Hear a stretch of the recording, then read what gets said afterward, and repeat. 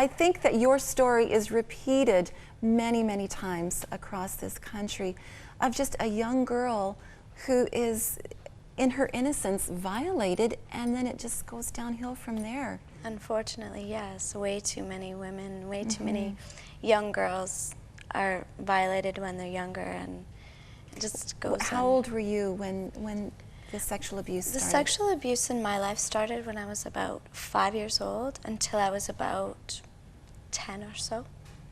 Yeah. And at that point, you really didn't have anybody to talk to? You didn't feel comfortable sharing that with anyone? No, it was just sort of known that you don't say anything. You didn't want to ruffle the feathers and cause trouble and hurt people, so you sort of take it and hide. And What was home like? I was just going to say, your dad left when you were 3. yeah. My father left when I was 3, but my mother remarried. But I don't know. It was a pretty broken home. I wasn't real close with my family, and there was a lot of hurt. My sister was killed by a car when she was 5, and my father, my biological father, had abused my mother for about 10 years before he passed away, and so it was just a lot of tension in the home. Broken.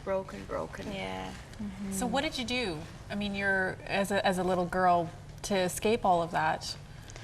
As a little girl, I sort of just kept bottling it up and kept it inside. But when I became a teenager, that's sort of when I started exploring with drugs and alcohol and some things to try and relieve the pain that way, and just experimented with crime and the wrong kinds of people, and just trying to do anything to, get some joy or some something, some sort of something to identify pleasure, with. something. Because yeah. in high school, I mean, your high school days, many of them were spent in a blur.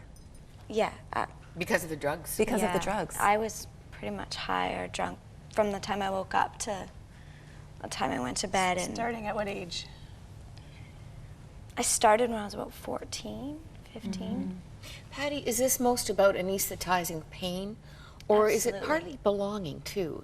Was there a community here in mean- your drug world and your connections? I mean, yeah, there's a community. I mean, you try stuff and you want to sort of fit in, you want to be around everybody, but it becomes about what it's filling inside of you, or what you think it's filling inside of you, and it's sort of just masking the pain. And Your world becomes very small, doesn't it? Just what's happening on the immediate surroundings is all that matters. And when this starts to cave in, there's nothing else. Definitely. I mean, especially like any substance abuse, when you're addicted, it just takes over your life. You're selfish. You don't care about anybody else but your own satisfaction, and it's just... And then you ran away from home at 15.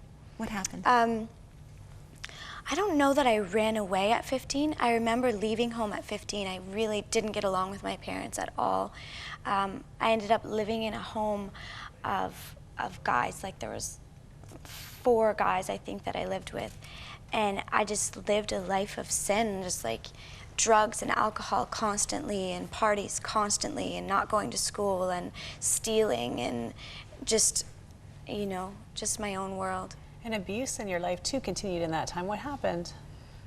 I just thought you said that you had a number of abusive relationships afterwards. Yeah. Well, I mean, the relationships I was in were definitely not healthy relationships by any means. No. Not physical, but just definitely emotionally very unhealthy, and yeah. And Pattie, it all came to a head on one particular day when you were 17. Yes. What happened that day? I had just had enough of everything. I had, the abuse from my childhood was, built up for so long, and just keeping that a secret for so long, and all the drugs and all the alcohol and all the life I was living and just the bad relationships I was in, and I was depressed and angry, and I just snapped one day and I said, like, I want to die, and I wanted to find the quickest way possible to die. I didn't have a gun, I didn't have, you know, medication or whatever, and I ran outside, and I thought I timed it perfectly. I was on a pretty busy street. I tried to kill myself and get hit by a car. And, you saw a big truck coming, and you thought, okay, I'm going to step out just at the right time where he'll hit me and it'll all be over. Yeah, and there was a side street, and he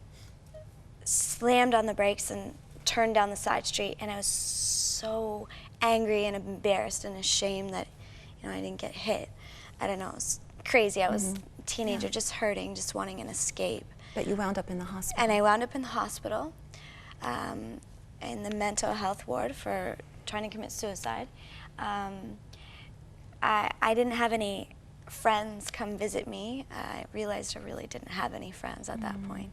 But I used to hang out at a youth center, and the director of the youth center was a Christian man, and we used to have talks about God here and there. And he ended up coming in to visit me in the hospital.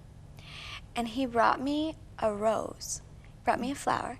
And I thought, okay, well, people bring people flowers in the hospital, that's nice.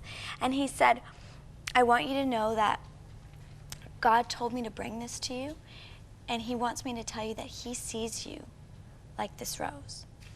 And I was thinking, oh my gosh, this man obviously doesn't hear from God, if God's even real, because I am not a rose. I am like living in sin. I am like living, you know, I'm stealing, I'm sleeping around, I'm, you know, doing drugs and alcohol. I'm not a rose to God.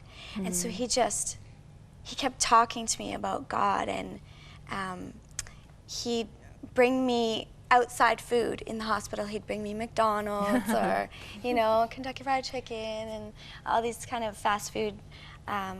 And so, which was wonderful compared to hospital food. Let's clarify. I know, and I love you may not get excited at home about McDonald's. You said you listened to him talk about God, which you completely weren't interested in because he brought you food. And so you would just keep eating and nodding while he would keep talking. That's So he yeah. could bring Such in a the food. teenager thing. I know.